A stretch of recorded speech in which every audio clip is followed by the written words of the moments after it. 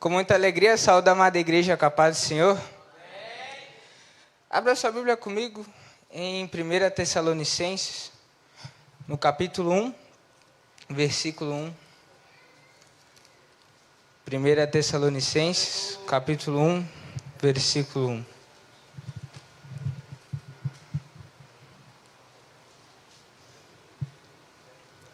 Amém?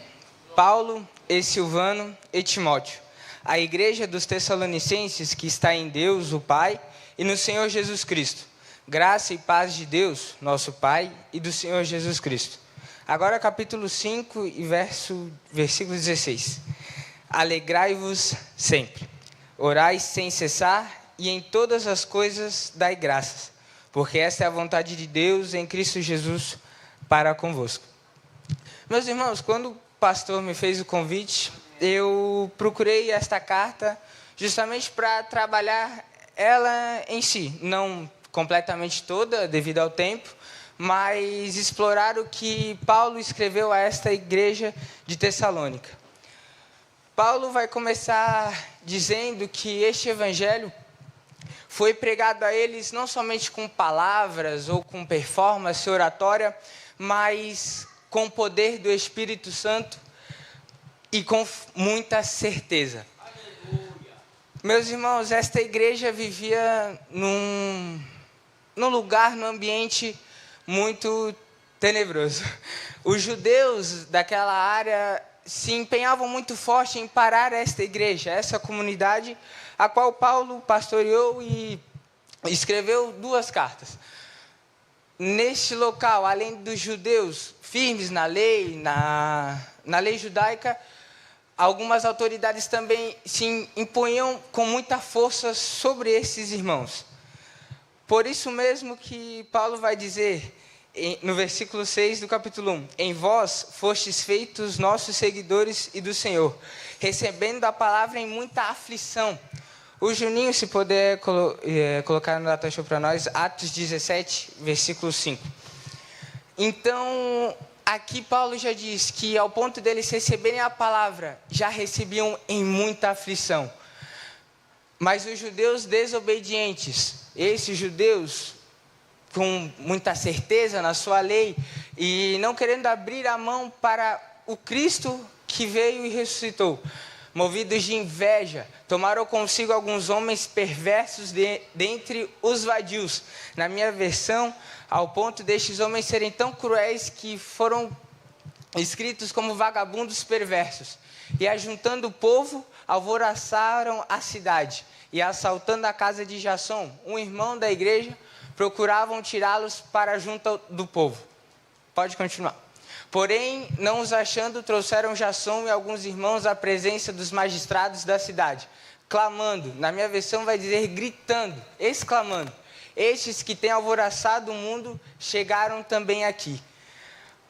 O ódio desses judeus a estes irmãos era tão grande, ao ponto de pegar pessoas maléficas, pessoas totalmente fora do padrão da lei, da palavra que o Senhor nos deu, fizeram uma bagunça naquela cidade, pondo a culpa em Jasson e nos irmãos daquela igreja. Um ódio generalizado que não queria que essa igreja, essa comunidade crescesse. Aqui vemos o empenho de Satanás ao querer parar a igreja, ao querer parar a obra do Senhor. Mas como o versículo 5 disse, essa palavra não veio apenas de boca para fora.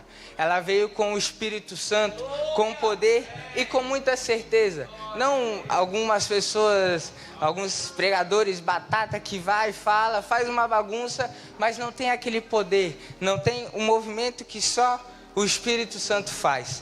E é por isso que eles aguentaram o que foi descrito no capítulo 2, versículo 14 e 15. Porque vós, irmãos, haveis sido feitos seguidores da igreja de Deus, que na Judeia estão em Cristo Jesus, porquanto também sofreste de vossos próprios cidadãos, o mesmo que os judeus lhes fizeram, os quais também mataram o Senhor Jesus e os seus próprios profetas, e nos têm perseguido, e não agradam a Deus, e são contrários a todos os homens. Aqui Paulo diz e afirma, estes cristãos estão sofrendo. Desde quando Cristo foi pregado, a aflição é constante, a dor é constante. Mas mesmo neste estado, Paulo, no decorrer da carta, vai citar vários temas como a vinda do Senhor, a qual alguns crentes da época acreditavam que Cristo já tinha descido, já tinha voltado, e Paulo os dá essa doutrina, um ensinamento. E também a lei, né? O ensino que Deus, a vontade dele para nós é a santificação. E ao decorrer disso, Paulo sabe que eles estão sofrendo, mas ainda trata de assuntos importantes. Mesmo em dor, mesmo em tribulação, mantenha-se santo. Santo não é sempre estar perfeito, nunca errar. Afinal, se alguém não erra, já estaria no céu nem aqui. Mas é um processo contínuo de saber que errou, mas se arrepender, saber que errou, mas aceitar a graça e não um ego. Como, eu errei, mas tudo bem, eu faço várias coisas boas, querendo pôr numa balança. Mas assim como se você pega um monte de frutas boas e a coloca com apenas uma fruta ruim, tudo fica ruim, tudo fica podre e nada vale. E por isso ele vai dizer no versículo 18 do capítulo 4, portanto, consolai-vos uns aos outros com estas palavras. Paulo estava escrevendo para uma igreja sofredora, mas ainda assim cuidando, com zelo. Muitos de nós não sabem, né, ou nunca fez isto que a igreja de antigamente fazia, de pegar um papel, pegar uma tinta e escrever de mão. E essa é uma forma de Paulo demonstrar o zelo por estes irmãos. É uma forma de Paulo demonstrar o cuidado a estes crentes, que por mais que sofressem, ele ainda afirma: alegrai-vos sempre, orai sem parar, sem cessar, e em todas as coisas dai graças. Porque por mais que eles sofressem, se nós tivermos esses 3 pilares, seríamos como eles, mesmo em tentação, mas não largando a palavra.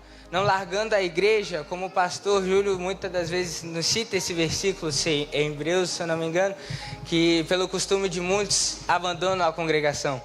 Mas não, se mesmo no pouco tivéssemos a alegria, se mesmo no momento difícil orássemos, ou até no momento bom, como essa igreja, ao chegar, cadeira confortável, arzinho bom, né? Ainda com a cadeira nova, que na outra, se ficasse muito tempo assim com o cotovelo, fazia a marca, né?